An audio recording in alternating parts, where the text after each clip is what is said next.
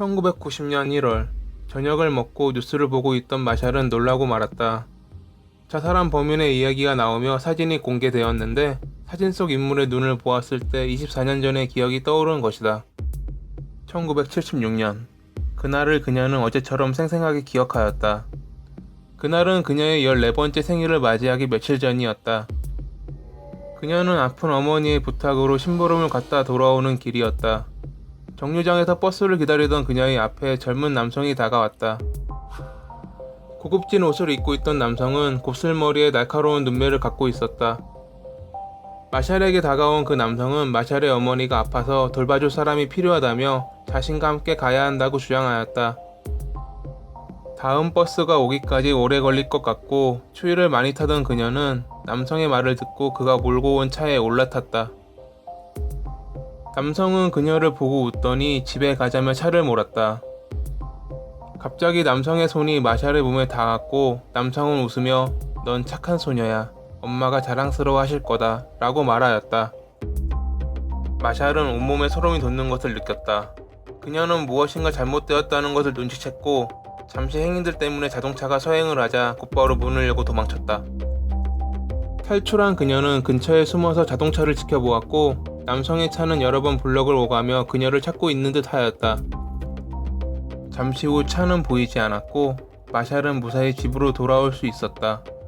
부모님께 말하여 신고를 하였지만 당시 남성의 눈매만 기억하던 그녀의 증언만으론 그를 찾을 수 없었다.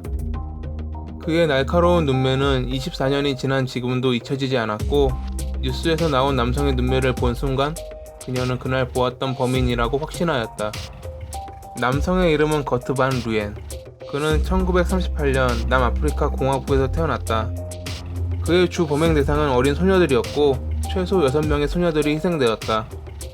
그의 첫 범죄는 절도였다. 죽어가는 어머니를 만나야 한다며 차량을 절도하였던 것이 그의 첫 범행 기록이다. 그는 체포되어 절도죄로 유죄 판결을 받았고 소년원으로 보내졌다. 어찌 보면 효도를 위한 그의 절실함이 포함되어 있었기에 주위에서는 그를 많이 챙겨주었다고 한다. 그 뒤로 그는 별다른 탈 없이 소년원을 나왔고 결혼을 하여 6명의 자녀를 두었다. 건축업을 하며 생계를 꾸려나가던 그가 1979년 끔찍한 짓을 저지르고 만다. 그날 그는 작업이 일찍 끝났고 할 일이 없이 주위를 돌아다니고 있었다. 그러던 중 그의 눈에 들어온 것은 두 소녀였다. 그녀들은 서로 장난을 치며 놀고 있었고 이를 지켜보던 그는 소녀들에게 다가갔다. 소녀들을 꼬드겨 근처의 하트 비스푸트 댐으로 데려간 그는 차마 입에 담을 수 없는 짓을 저질렀고 오늘 있었던 일을 누군가에게 말하면 혼난다고 협박하며 다음날 풀어주었다. 하루 동안 연락 없이 실종되었던 아이가 돌아와서 아무런 일도 없었다고 하면 믿을 부모가 어디에 있을까. 결국 그녀들의 증언으로 거트는 체포되었다.